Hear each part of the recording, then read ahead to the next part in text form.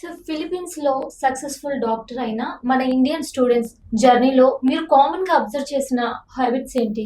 So main గా students ఏంటంటే అక్కడికి వెళ్ళిన తర్వాత they feel like their second home. For example ఏంటంటే మనం అబ్రాడ్ వెళ్ళేటప్పుడు ఏంటంటే చాలా మంది స్టూడెంట్స్ నేను ఫారెన్ వెళ్తున్నాను అనుకుంటారు, కానీ ఇండియాలో ఎట్లయితే ఉంటుందో సేమ్ అట్లానే ఉంటుంది. కాబట్టి ఫిలిప్పీన్స్ అనేది they feel like a second home అనమాట. First major advantage. Second point వచ్చేసరికి ఏంటంటే స్ట్రాంగ్ ఎడ్యుకేషన్ సిస్టమ్ స్ట్రాంగ్ గా ఉంటుంది. వాళ్ళకి ఎంబీబీఎస్ కంప్లీట్ అయిన తర్వాత పీజీ ఆప్షన్స్ కూడా లాట్ ఆఫ్ పీజీ ఆప్షన్స్ ఎక్కువ ఉంటాయి అనమాట. సో స్టూడెంట్స్ ఏంటంటే ఇప్పుడు మా దగ్గర ఆల్రెడీ ఫిలిప్పీన్స్ లో ఆల్మోస్ట్ 2010 నుంచి కూడా చాలా మంది ఇండియన్ స్టూడెంట్స్ వెళ్ళి ఫిలిప్పీన్స్ లో ఎంబీబీఎస్ కంప్లీట్ చేసుకొని ఇక్కడికి వచ్చిన తర్వాత ఎఫ్ఎంజీ లో ఫస్ట్ అటెంప్ట్ లో పాస్ అయ్యి, పీజీ కూడా ఫస్ట్ అటెంప్ట్ లో పాస్ అయ్యి ఇండియాలో పనిచేస్తున్న డాక్టర్స్ ఉన్నారు, అండ్ అబ్రాడ్ లో సెటిల్ అయిన డాక్టర్స్ కూడా చాలా మంది ఉన్నారు. సో వాళ్ళని అడిగినప్పుడు వాళ్ళు మేజర్ గా చెప్పేది ఏంటంటే ఎడ్యుకేషన్ సిస్టమ్ బాగుంది, క్లినికల్ నాలెడ్జ్ బాగుంది, అక్కడ నుంచి కంప్లీట్ చేసి వచ్చిన డాక్టర్ కి సబ్జెక్ట్ తో బయటకు వస్తున్నారు. సో వాళ్ళు మెయిన్ కావాల్సింది మనకు అదే. ఎందుకంటే ఇప్పుడు ఎంబీబీఎస్ కంప్లీట్ అయిన తర్వాత ఏ కాంపిటేటివ్ ఎగ్జామ్ కి వెళ్ళినా కూడా మినిమం మన దగ్గర నాలెడ్జ్ ఉంది. సో ఆ నాలెడ్జ్ అనేది వాళ్ళు 100% అక్కడ గెయిన్ చేసుకొని ఇక్కడికి రావడం జరుగుతుంది అనమాట.